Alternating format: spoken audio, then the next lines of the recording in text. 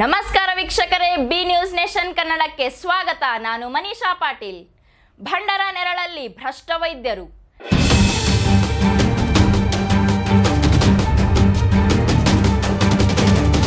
ಸರ್ಕಾರಿ ವೈದ್ಯರ ಸಮುದಾಯದ ಜನರ ಬೆಂಬಲ ಪಡೆಯುವಾಗ ಸರ್ಕಾರಿ ಸೇವೆಯಲ್ಲಿ ಇರುವುದು ಸೂಕ್ತವೇ ಎಂಬುದು ಊರಿನ ಜನರ ಅಭಿಪ್ರಾಯ ಇರುವಾಗ ಇಂತಹ ವೈದ್ಯರನ್ನು ಭಂಡ ಅನ್ನಬೇಕೆ ಅಂತ ಇನ್ನೂ ಕೆಲವು ಜನರ ಮಾತಾಗಿದೆ.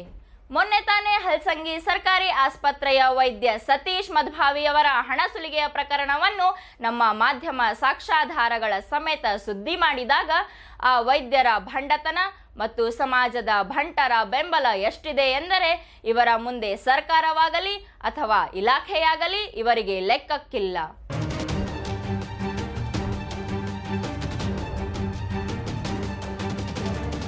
ಪೊಲೀಸ್ ಕಂಪ್ಲೇಂಟ್ ಮಾಡಿ ಕೇಸ್ ಮಾಡ್ತಾರೆ. ಪೊಲೀಸ್ ಕಂಪ್ಲೇಂಟ್ ಮಾಡಿ ಏನು ಮಾಡ್ಕೋ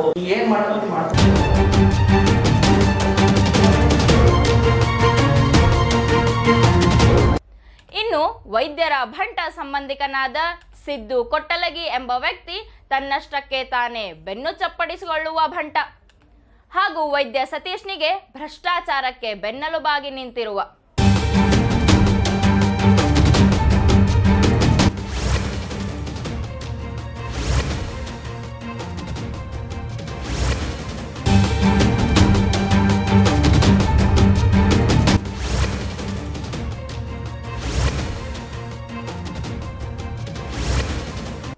ಇನ್ನು ಇವರಿಗೆ ತಾಲೂಕಿನ ವೈದ್ಯಾಧಿಕಾರಿ ಮತ್ತು ಜಿಲ್ಲಾ ವೈದ್ಯಾಧಿಕಾರಿ ಎಂದರೆ ಲೆಕ್ಕಕ್ಕಿಲ್ಲ.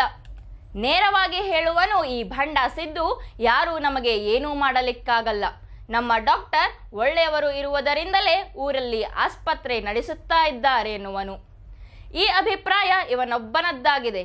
ಅಂದ ಹಾಗೆ ವೈದ್ಯ ಸತೀಶ್ ಮದ್ಭಾವಿ ಎಷ್ಟರ ಮಟ್ಟಿಗೆ ಸಮುದಾಯದ ಜನರನ್ನು ಬೆಂಬಲಕ್ಕಿಟ್ಟುಕೊಂಡಿರುವನು ಎಂಬುದು ಕಂಡು ಬರುವುದು ನೋಡಿ.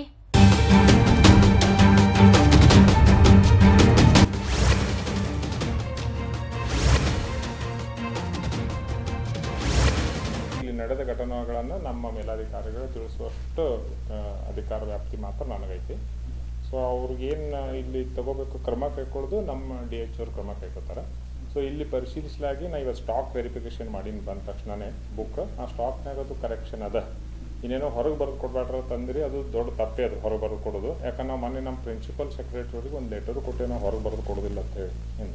ಹಂಗೇನಾಗಿದ್ರೆ ಆ ಘಟನೆ ನಮ್ಮ ಸ್ಟೇಟ್ ಲೆವೆಲ್ನಾಗೂ ಅವ್ರ ಮ್ಯಾಗ ಒಂದಷ್ಟು ಪರಿಣಾಮ ಬೀರ್ತದೆ. ಸೊ ಅದನ್ನು ನಮಗೆ ಏನಾಗ್ತದೆ ತಮಗೆ ನಾವು ಮತ್ತೆ ಫಾಲೋ ಅಪ್ ಮಾಡ್ಕೊತ ಇರ್ತೀವಿ.